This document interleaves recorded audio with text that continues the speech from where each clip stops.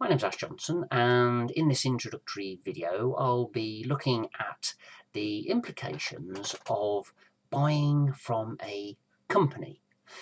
If you're buying a business from a company, there are actually two ways of structuring the transaction. Firstly, as shown at the bottom of the slide, you could actually buy the assets from the company itself.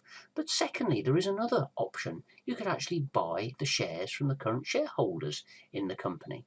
And there are implications for both buyer and seller in which particular option you choose to take. You'll see here, for the purposes of illustration, I'm using two people, Mark Long and Peter Short. They own the company that is looking to sell up, basically.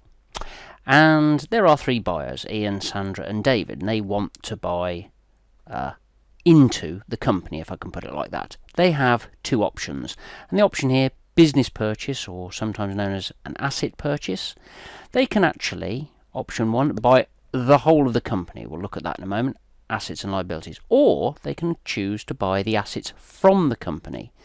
The end result then, after buying the assets from the company, is that Ian, Sandra and David would now own the assets because the company sold those assets to them. Here they are, owning the assets.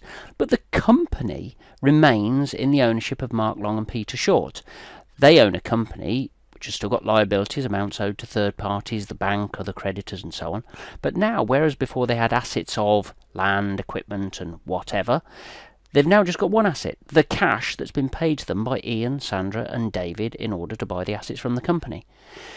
So that's one option if the company is the target. So if we now look at the second option in this diagram, which is where instead of Ian, Sandra and David buying the assets, and the assets alone from the company, they buy the shares from the current shareholders, who are Mark Long and Peter Short.